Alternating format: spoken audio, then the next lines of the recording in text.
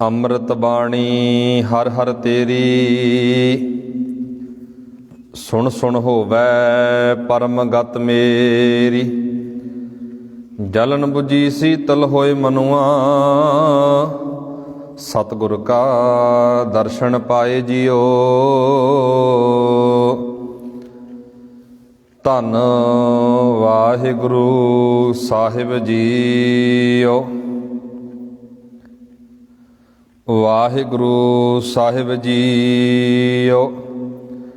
ਸੰਗ ਨ ਚਾਲਸ ਤੇਰੇ ਧਨਾ, ਤੂੰ ਕਿਆ ਲਪਟਾਵੈ ਮੂਰਖ ਮਨਾ। ਸੁਤ ਮੀਤ ਕੁਟੰਬ ਅਰ ਬਨਤਾ, ਇਨ ਤੇ ਕਹੋ ਤੁਮ ਕਵਨ ਸਨਾਥਾ। ਰਾਜ ਰੰਗ ਮਾਇਆ ਵਿਸਥਾਰ, ਇਨ ਤੇ ਕਹੋ ਕਵਨ ਛੁਟਕਾਰ। ਅਸ ਹਸਤੀ ਰਥ ਅਸਵਾਰੀ, ਝੂਠਾ ਡੰਫ ਝੂਠ ਪਾਸਾਰੀ। ਜਿਨ ਦੀਏ ਤਿਸ ਬੁਝੈ ਨਾ ਬੇਗਾਨਾ, ਨਾਮ ਵਿਸਾਰ ਨਾਨਕ ਪਛਤਾਨਾ। ਗੁਰ ਕੀ ਮਤ ਤੂੰ ਲਿਹ ਆਨੇ, ਭਗਤ ਬਿਨਾ ਬਹੁ ਡੂਬੇ ਸਿਆਨੇ। ਹਰ ਕੀ ਭਗਤ ਕਰੋ ਮਨ ਮੀਤ, ਨਿਰਮਲ ਹੋਏ ਤੁਮਾਰੋ ਚੀਤ। ਚਰਨ ਕਮਲ ਰਾਖੋ ਮਨ ਮਾਹੇ, ਜਨਮ ਜਨਮ ਕੇ ਕਿਲ ਬਿਖ ਜਾਹੇ। ਆਪ ਜਪੋ ਅਵਰਾ ਨਾਮ ਜਪਾਵੋ, ਸੁਨਤ ਕਹਿਤ ਰਹਿਤ ਗਤ ਪਾਵੋ। ਸਾਰ ਭੂਤ ਸਤ ਹਰ ਕੋ ਨਾਉ, ਸਹਿਜ ਸੁਭਾਏ ਨਾਨਕ ਗੁਣ ਗਾਓ। ਗੁਣ ਗਾਵਤ ਤੇਰੀ ਉਤਰ ਸਮੈਲ, ਬਿਨ ਸਜਾਏ ਹਉਮੈ ਬਿਖ ਫੈਲ। ਹੋਏ ਅਚਿੰਤ ਬਸੈ ਸੁਖ ਨਾਲ, ਸਾਸ ਗਰਾਸ ਹਰ ਨਾਮ ਸਮਾਲ। ਛਾੜ ਸਿਆਣਪ ਸਗਲੀ ਮਨਾ, ਸਾਧ ਸੰਗ ਪਾਵੈ ਸਚ ਧਨਾ। ਹਰ ਪੂੰਜੀ ਸੰਚ ਕਰੋ ਵਿਵਹਾਰ, ਇਹਾਂ ਸੁਖ ਦਰਗਾ ਜੈਕਾਰ। ਸਰਬ ਨਿਰੰਤਰ ਏਕੋ ਦੇਖ, ਕਹੋ ਨਾਨਕ ਜਾ ਕੈ ਮਸਤਕ ਲੇਖ। ਏਕੋ ਜਪ ਏਕੋ ਸਲਾਹ, ਏਕ ਸਿਮਰ ਏਕੋ ਮਾਨਿਆ। ਇਕ ਸਕੇ ਗੁਣ ਗਾਓ ਅਨੰਤ, ਮਨ ਤਨ ਜਾਪ ਏਕ ਭਗਵੰਤ। ਏਕੋ ਏਕ ਏਕ ਹਰ ਆਪ, ਪੂਰਨ ਪੂਰ ਰਹਿਓ ਪ੍ਰਭ ਵਿਆਪ। ਅਨੇਕ ਵਿਸਥਾਰ ਏਕ ਤੇ ਭਏ, ਏਕ ਅਰਾਧ ਪ੍ਰਾਸ਼ਤ ਗਏ। ਮਨ ਤਨ ਅੰਤਰ ਏਕ ਪ੍ਰਭ ਰਾਤਾ, ਗੁਰ ਪ੍ਰਸਾਦ ਨਾਨਕ ਇਕ ਜਾਤਾ।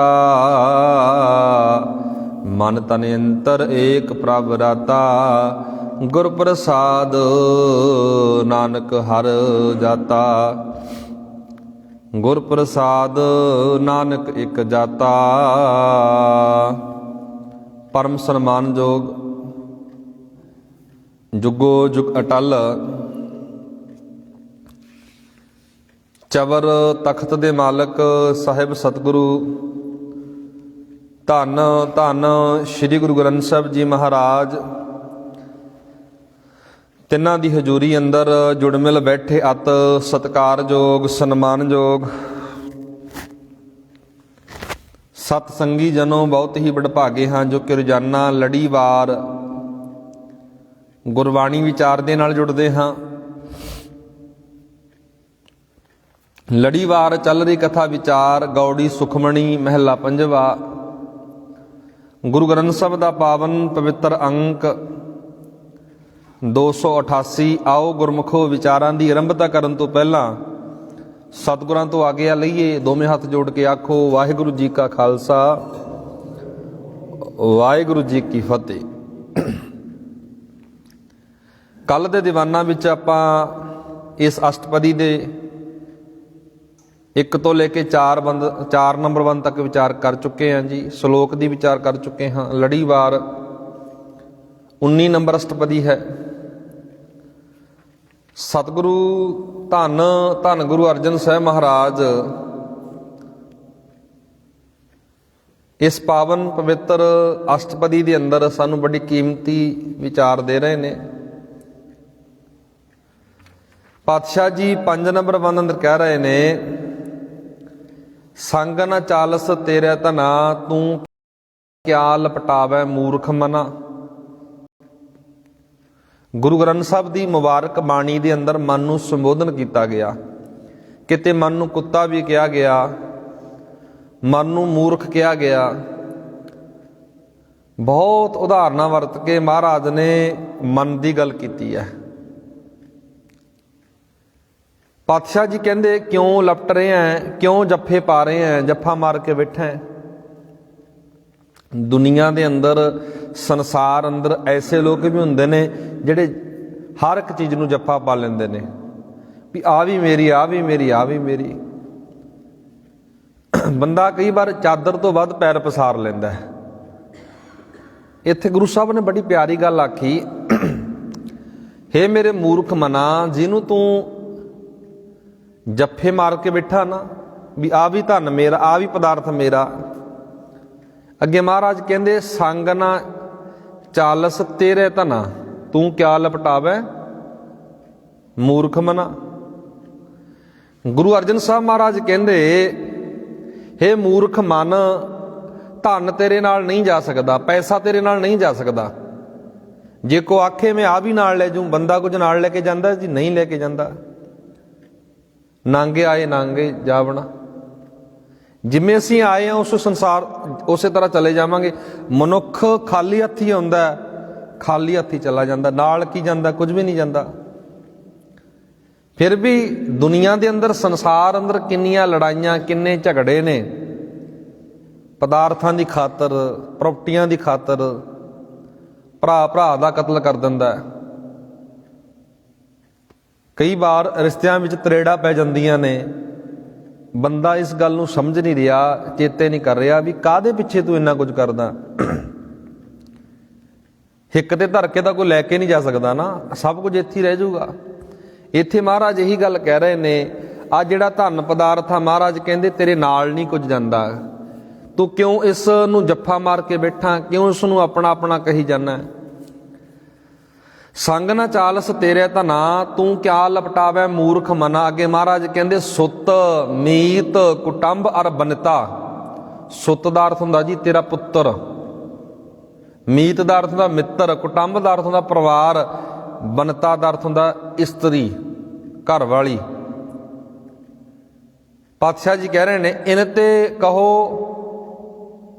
ਤੁਮ ਕਵਨ ਸਨਾਥਾ।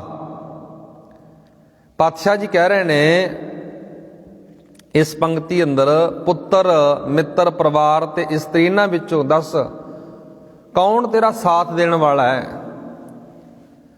ਨਾ ਪੁੱਤਰ ਨੇ ਰੋਕਣਾ, ਨਾ ਇਸਤਰੀ ਨੇ ਰੋਕਣਾ, ਨਾ ਮਿੱਤਰ ਨੇ ਰੋਕਣਾ।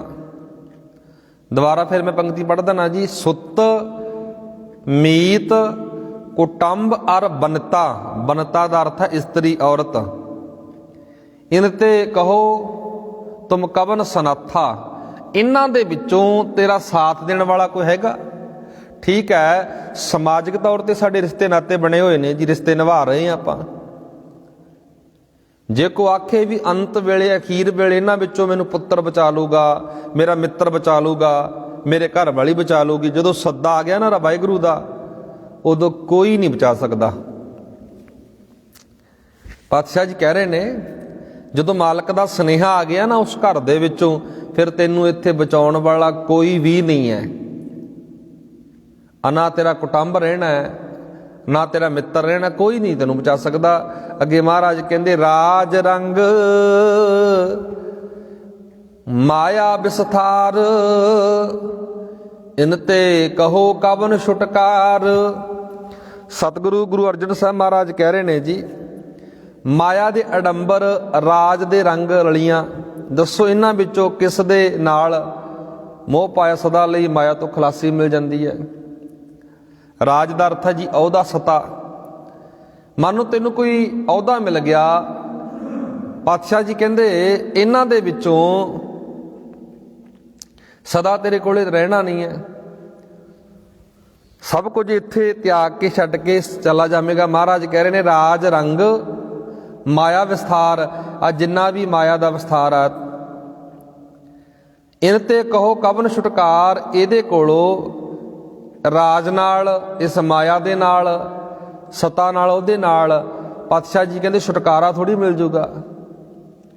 ਆਰਥਿਕ ਤੌਰ ਤੇ ਬਲਵਾਨ ਹੋ ਗਿਆ, ਆਰਥਿਕ ਤੌਰ ਤੇ ਤਕੜਾ ਬਣ ਗਿਆ, ਪੈਸਾ ਟਕੇ ਵਾਲਾ ਹੋ ਗਿਆ, ਪਰ ਮਾਨਸਿਕ ਤੌਰ ਤੇ ਮਨ ਕਰਕੇ ਤਾਂ ਉੱਥੇ ਹੀ ਖੜ ਗਿਆ ਨਾ। ਅਸ ਹਸਤੀ ਰਥ ਅਸਵਾਰੀ, ਝੂਠਾ ਡੰਫ ਝੂਠਾ ਪਸਾਰੀ। ਸਤਿਗੁਰੂ ਮਹਾਰਾਜ ਕਹਿ ਰਹੇ ਨੇ, ਪਾਤਸ਼ਾਹ ਜੀ ਕਹਿ ਰਹੇ ਨੇ, ਹਾਥੀ ਘੋੜੇ, ਪਾਤਸ਼ਾਹ ਜੀ ਸਮਝਾ ਰਹੇ ਨੇ ਇਸ ਪੰਕਤੀ ਅੰਦਰ, ਰਾਜ ਰੰਗ, ਰਥਾਂ ਦੀ ਸਵਾਰੀ ਕਰਨੀ, ਇਹ ਸਭ ਝੂਠਾ ਦਿਖਾਵਾ ਹੈ। ਉਹਨਾਂ ਸਮਿਆਂ ਅੰਦਰ ਇਹ ਸ਼ਬਦ ਮਹਾਰਾਜ ਨੇ ਕਿਉਂ ਵਰਤਿਆ ਜੀ? ਮੰਨੋ ਕਿਸੇ ਕੋਲ, ਇੱਕ ਸਿੰਪਲ ਜੀ ਉਦਾਹਰਨ ਲੈ ਲਈਏ, ਕਿਸੇ ਕੋਲ ਗੱਡੀ ਹੈ, ਕਿਸੇ ਕੋਲ ਕੋਈ ਸਾਧਨ ਹੈਗਾ ਤਾਂ ਚੰਗੀ ਗੱਲ ਹੈ। ਬੰਦਾ ਉਹਨਾਂ ਚੀਜ਼ਾਂ ਦਾ ਵਿਖਾਵਾ ਕਰੀ ਜਾਵੇ, ਮਾਣ ਕਰੀ ਜਾਵੇ ਵੀ ਮੇਰੇ ਕੋਲ ਆ, ਤੇਰੇ ਕੋਲ ਨਹੀਂ ਹੈ, ਮੇਰੇ ਕੋਲ ਆਹ ਚੀਜ਼ਾਂ ਤੇਰੇ ਕੋਲ ਨਹੀਂ ਹੈ। ਮਹਾਰਾਜ ਕਹਿੰਦੇ ਝੂਠਾ ਡੰਪ ਝੂਠਾ ਪਸਾਰੀ, ਇਹ ਜਿਹੜਾ ਵਿਖਾਵਾ ਨਾ ਝੂਠਾ ਹੈ। ਇਹ ਸਭ ਕੁਝ ਦੇਣ ਵਾਲਾ ਵੀ ਪਰਮਾਤਮਾ ਹੀ ਆ ਨਾ। ਤੇਰੇ ਘਰ ਕੋਈ ਪਦਾਰਥ ਆ ਗਿਆ, ਤੇਰੇ ਘਰ ਕੋਈ ਦਾਤ ਆ ਗਈ, ਇਹ ਰੱਬ ਦੀ ਦੇਣ ਹੈ। ਸਤਿਗੁਰੂ ਮਹਾਰਾਜ ਕਹਿੰਦੇ ਇਹਨਾਂ ਦਾ ਦਿਖਾਵਾ ਨਹੀਂ ਕਰਨਾ, ਕਿਸੇ ਨੂੰ ਨੀਚਾ ਦਿਖਾਉਣ ਵਾਸਤੇ, ਕਿਸੇ ਨੂੰ ਜ਼ਲੀਲ ਨਹੀਂ ਕਰਨਾ। ਕਾਹਦੇ ਵਾਸਤੇ?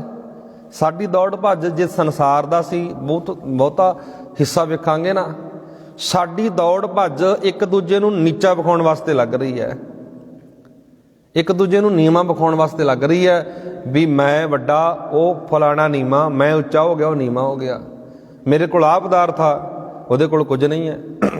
ਕਿਤੇ ਵੀ ਰਿਸ਼ਤੇ ਨਾਤੇ ਅੰਦਰ ਗੱਲ ਕਰ ਲਓ, ਕਿਸੇ ਵੀ ਪੱਖ ਦੇ ਵਿਚਾਰ ਕੇ ਵੇਖ ਲਓ ਇਸ ਗੱਲ ਨੂੰ।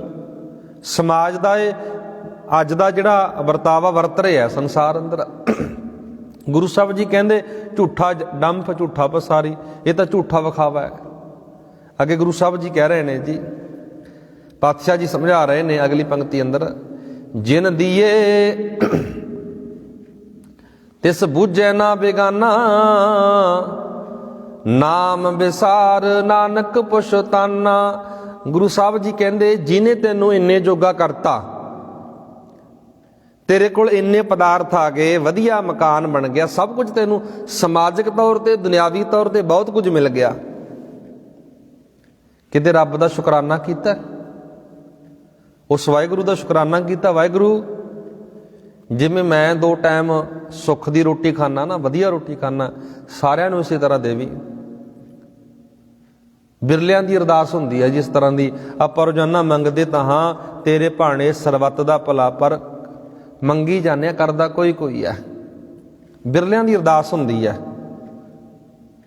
ਵੀ ਵਾਹਿਗੁਰੂ 2 ਡੰਗ ਦੀ ਰੋਟੀ ਮੈਨੂੰ ਵਧੀਆ ਮਿਲਦੀ ਹੈ ਨਾ, ਮੇਰੇ ਗੁਆਂਢੀ ਨੂੰ ਵਧੀਆ ਮਿਲੇ, ਮੇਰੇ ਬੱਚੇ ਵਧੀਆ ਤਰੱਕੀ ਕਰ ਗਏ, ਮੇਰੇ ਗਵਾਂਢੀ ਦੇ ਬੱਚੇ ਵੀ ਤਰੱਕੀ ਕਰਨ, ਮੇਰੇ ਗਵਾਂਢੀ ਦੇ ਬੱਚੇ ਵਧੀਆ ਪੜ੍ਹ ਜਾਣ।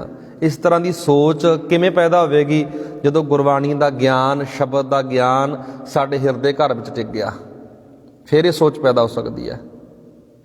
ਇੱਥੇ ਸਤਿਗੁਰੂ ਮਹਾਰਾਜ ਇਸ ਪੰਕਤੀ ਦੇ ਅੰਦਰ ਜਿਹੜੀ ਆਪਾਂ ਨੂੰ ਅੱਗੇ ਗੱਲ ਕਹਿ ਰਹੇ ਨੇ, ਸਤਿਗੁਰੂ ਜੀ ਸਮਝਾ ਰਹੇ ਨੇ, ਜਿਨ ਦੀਏ ਤਿਸ ਬੁਝੇ ਨਾ ਬੇਗਾਨਾ, ਜਿਹਨੇ ਸਭ ਕੁਝ ਇਹਨੂੰ ਦੇ ਦਿੱਤਾ ਨਾ, ਪਾਤਸ਼ਾਹ ਜੀ ਕਹਿੰਦੇ ਉਹਨੂੰ ਇਹ ਬੇਗਿਆਨਾ ਮੂਰਖ ਬੰਦਾ ਬੁੱਝ ਨਹੀਂ ਰਿਹਾ, ਸਮਝ ਨਹੀਂ ਰਿਹਾ।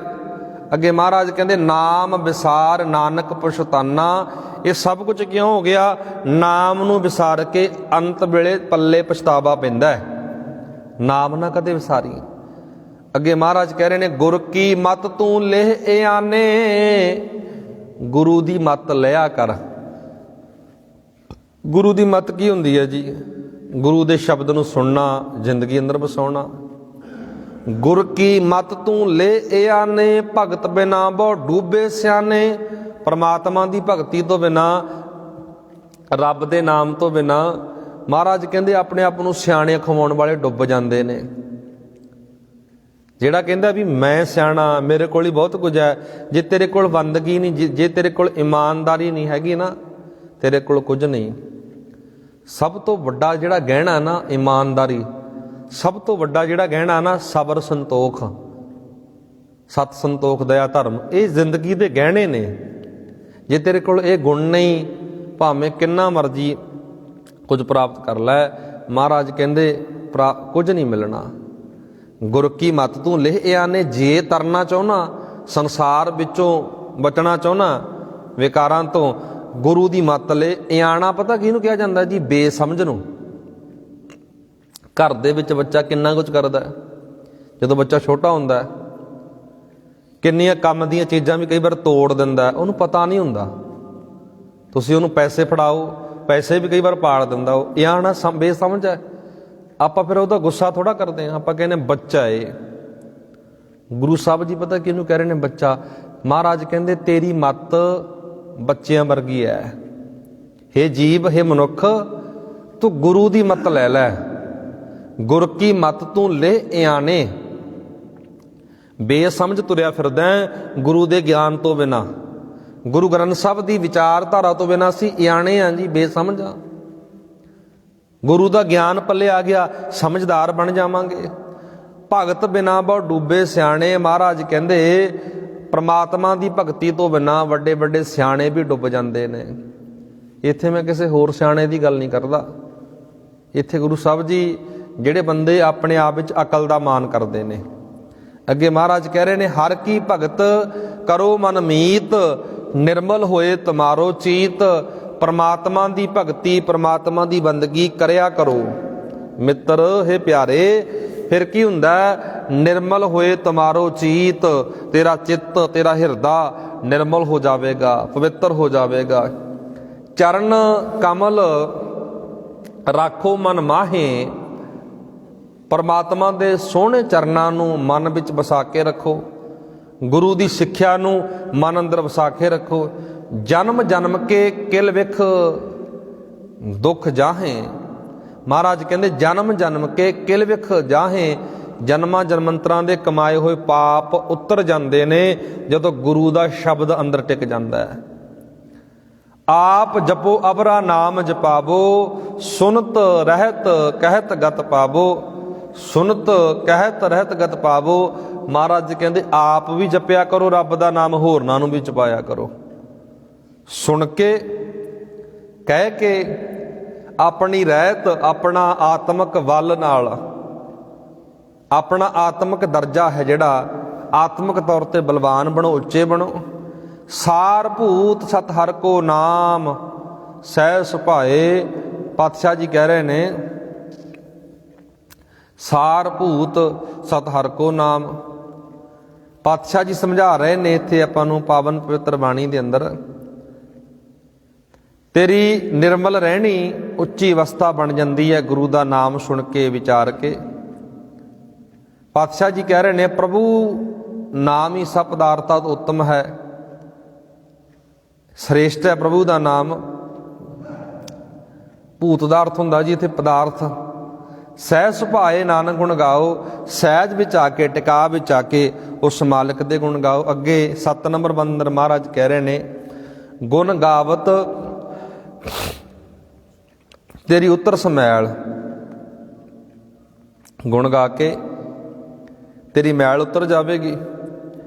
ਬਿਨ ਸਜਾਏ ਹਉਮੈ ਬਿਖ ਫੈਲ। ਤੇਰੇ ਅੰਦਰੋਂ ਦੂਰ ਹੋ ਜਾਵੇਗਾ ਹੰਕਾਰ, ਹਉਮੈ ਦਾ ਖਿਲਾਰਾ। ਪਾਤਸ਼ਾਹ ਜੀ ਕਹਿੰਦੇ ਗੁਣ ਗਾ ਕੇ ਸਾਡੀ ਮੈਲ ਉਤਰਦੀ ਹੈ। ਕਿਹੜੀ ਮੈਲ ਭਰੀ ਹੈ? ਮਤ ਪਾਪਾਂ ਕੈ ਸੰਗੋ ਧੋਪੈ ਨਾਵੈ ਕੈ ਰੰਗ। ਅੱਗੇ ਮਹਾਰਾਜ ਕਹਿੰਦੇ ਬਿਨ ਸਜਾਏ ਹਉਮੈ ਬਿਖ ਫੈਲ ਹੋਏ ਅਚਿੰਤ ਬਸੇ ਸੁਖ ਨਾਲ। ਅਚਿੰਤ ਚਿੰਤਾ ਰਹਿਤ ਹੋ ਜਾਂਦਾ ਹੈ, ਬਸੈ ਸੁਖ ਨਾਲ ਸੁਖ ਦੇ ਨਾਲ ਰਹਿਣਾ ਆ ਜਾਂਦਾ, ਟਿਕਾ ਜਾਂਦਾ। ਸਾਸ ਗਰਾਸ ਹਰ ਨਾਮ ਸੰਭਾਲ, ਹਰ ਸਾਹ ਦੇ ਨਾਲ ਹਰ ਗਰਾਹੀ ਦੇ ਨਾਲ ਪਰਮਾਤਮਾ ਦੇ ਨਾਮ ਦੀ ਸੰਭਾਲ ਕਰ। ਰੱਬ ਦੇ ਗੁਣਾਂ ਨੂੰ ਜ਼ਿੰਦਗੀ ਦਾ ਆਧਾਰ ਬਣਾ। ਛਾੜ ਸਿਆਣਪ ਸਗਲੀ ਮਨਾ ਸਾਧ ਸੰਗ ਪਾਵੈ ਸੱਚ ਧਨਾ। ਮੇਰੇ ਮਨਾ, ਜਿਹੜੇ ਆਪਾਂ ਧਨ ਦੀ ਗੱਲ ਕਰ ਰਹੇ ਸੀ ਇੱਕ ਲੜੀ ਦੇ ਤਹਿਤ, ਮਹਾਰਾਜ ਕਹਿੰਦੇ ਛਾੜ ਸਿਆਣਪ ਸਗਲੀ ਮਨਾ, ਸਾਰੀਆਂ ਸਿਆਣਪਾਂ। ਹੇ ਮੇਰੇ ਮਨਾ, ਸਾਰੀਆਂ ਸਿਆਣਪਾਂ ਛੱਡ ਕੇ ਸਾਧ ਸੰਗ ਪਾਵੈ ਸੱਚ ਧਨਾ। ਗੁਰੂ ਦੀ ਸੰਗਤ ਵਿੱਚ ਆ ਕੇ ਨਾਮ ਰੂਪੀ ਧਨ ਮਿਲ ਜਾਂਦਾ।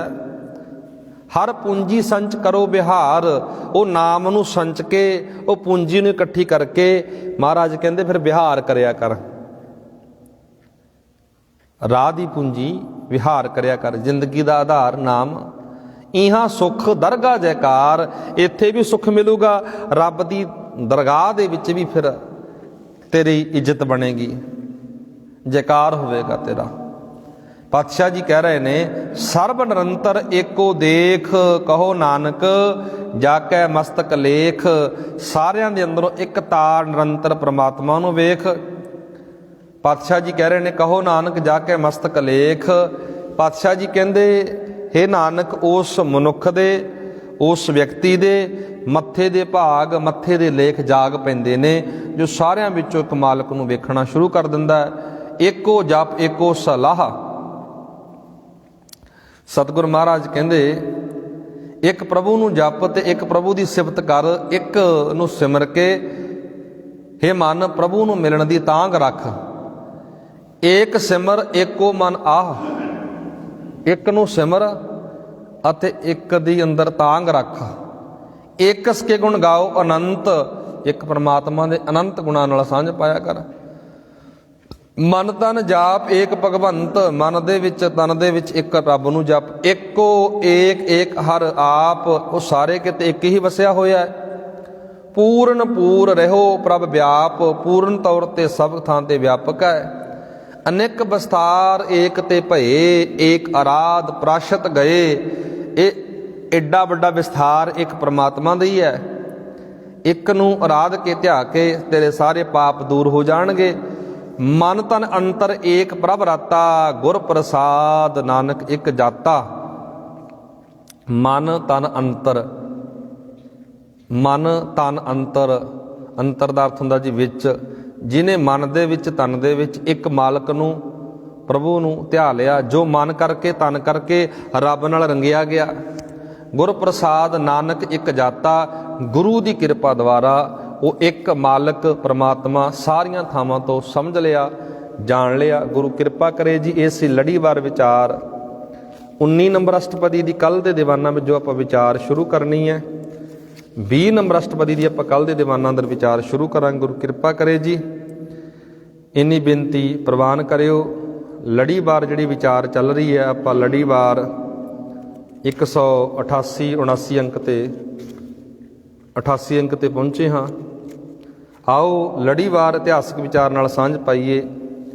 10ਵੇਂ ਪਾਤਸ਼ਾਹ ਧੰਨ ਧੰਨ ਗੁਰੂ ਗੋਬਿੰਦ ਸਿੰਘ ਮਹਾਰਾਜ ਦੇ ਜੀਵਨ ਬਾਰੇ ਆਪਾਂ ਲੜੀਵਾਰ ਵਿਚਾਰ ਕਰ ਰਹੇ ਹਾਂ ਜੀ।